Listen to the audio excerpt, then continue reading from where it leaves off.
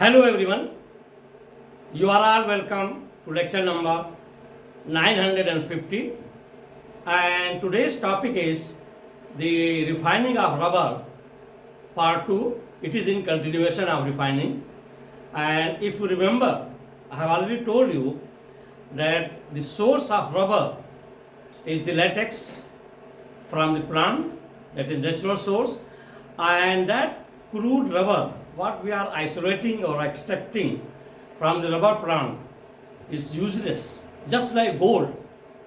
100% pure gold and 100% natural rubber, both are useless. We cannot use it because it is so malleable, so soft, and unless it is hardened, it is made hard, we cannot use it for any commercial or industrial purpose.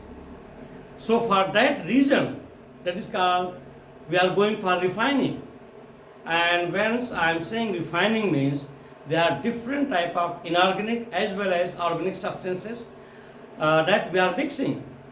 For example, the most common inorganic substances what we are mixing for color purpose, that is, and of course for vulcanization also, that is sulphur.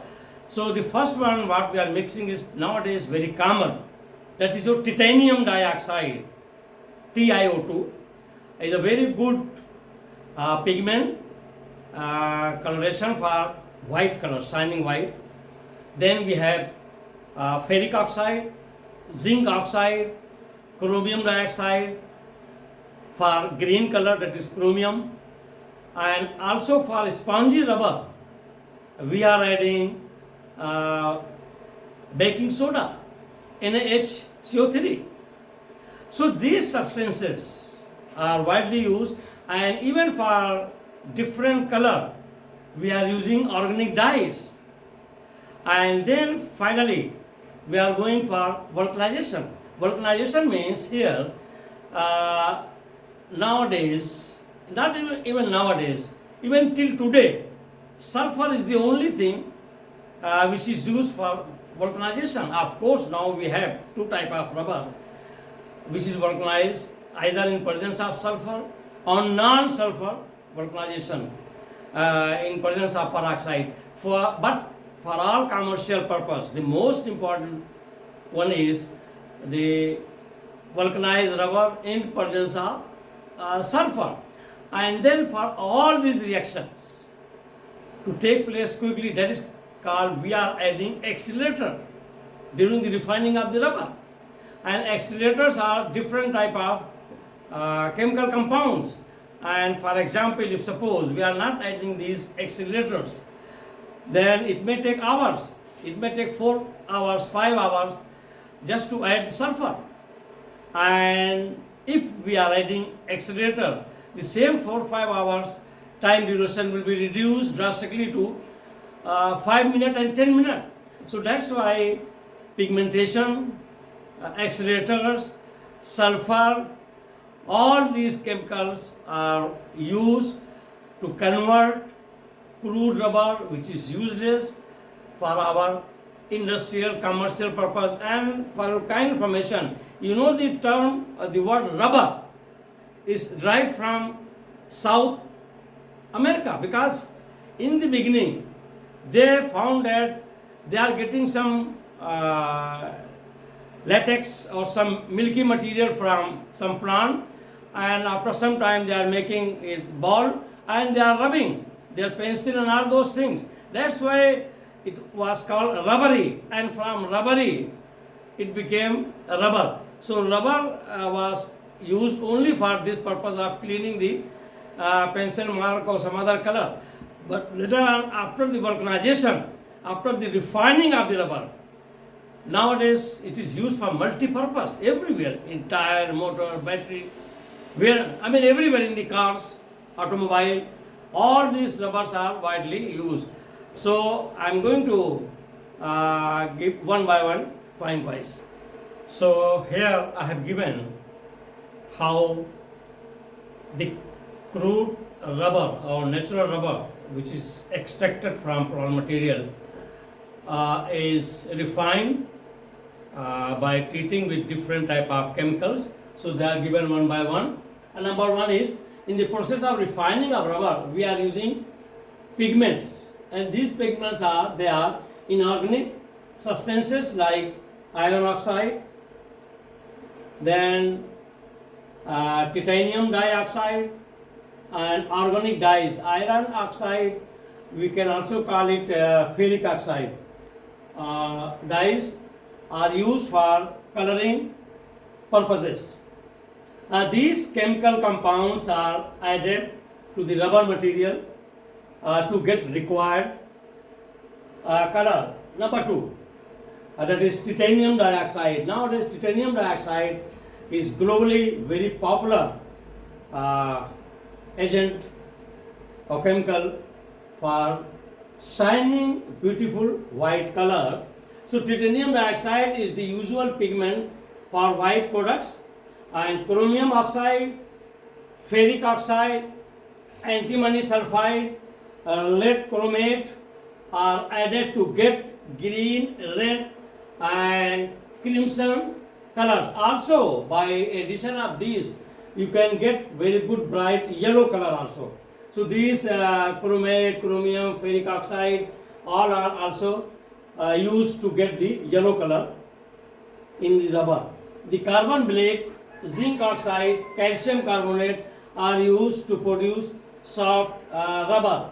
Number three, for the manufacture of sponge rubber, sponge rubber which we call it mattresses. So in the mattresses, to get that type of spongy bed material, we are using baking powder, NaHCO3. So this baking powder is added and some air is pumped. So with that baking powder, air bubble, that rubber will be very swallow and thick and it will be spongy. So in this way, how this rubber is refined into sponge rubber, that is called mattresses. Number four, vulcanizing agent. The most important vulcanizing agent, that vulcanizing agent is also called curring agent, and still globally only one vulcanizing agent we are using, which is very popular, that is sulphur. And by the addition of sulphur, all these rubbers, they are changed, they are refined to use for tire purpose, the automobile tire, automobile body and battery cases. Lot of different type of, all automobile industry they are using such type of vulcanized rubbers because it becomes hard. For example, to make the battery cases, very very big battery cases, they are using 30 to 40% sulfur. Once 30 to 40% sulfur is added, it will be very very strong like stone. And once you are bringing those big batteries, like in truck, trailer, even in houses nowadays for solar system, big batteries are coming and they are all vulcanized rubber batteries where 30 to 40% sulfur is used. The other vulcanizing agent are sulfur monochloride, selenium, that is tellurium, thorium sulfide, polysulfide polymers. There are some, these other chemicals are also there, but most popular one is the vulcanization with sulfur.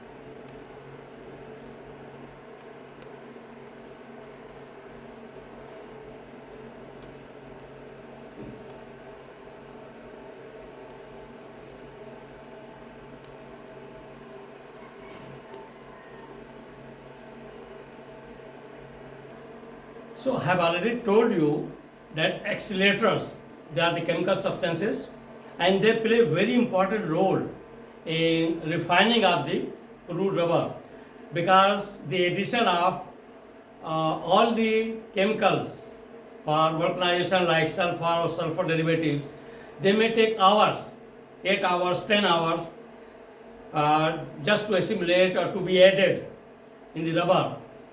And once these accelerators are added, that 7-8 hours, 4 hours will be converted into few minutes. So these are as follows: accelerators, organic compounds having nitrogen or sulphur, or sometimes both, or both are used to increase the rate of vulcanization of rubber from several hours to few minutes.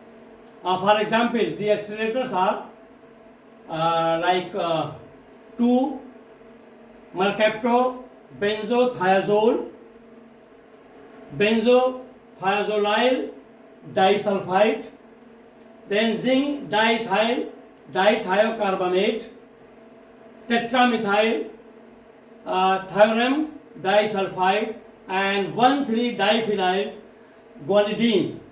So these are the accelerators widely used globally, and I have given here some structures, some very important structures of accelerators, like this diphenyl guanidine. So diphenyl means C6H5, C6H5 means 2, so that is diphenyl, and guanidine where nitrogen NH is there.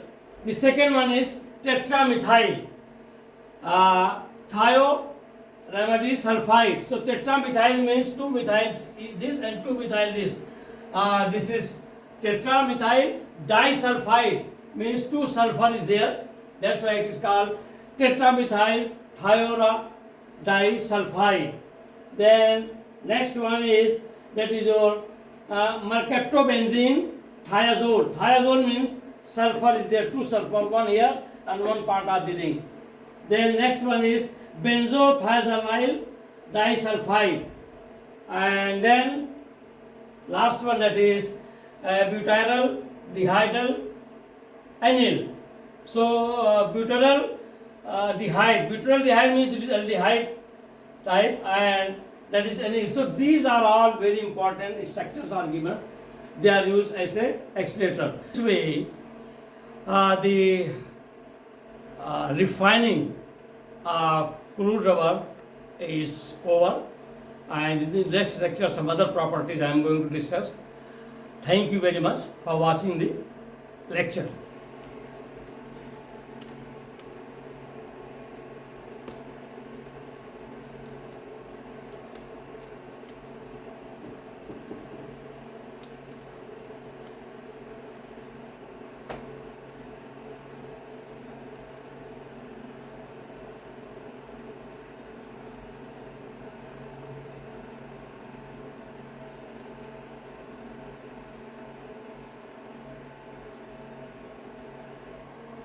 So let me make it very clear, those students who are having the course industrial chemistry, in that industrial chemistry, definitely rubber industry is one of the very important industrial product, and the refining, vulcanization is very, very important process. So go through it and listen the lecture once again.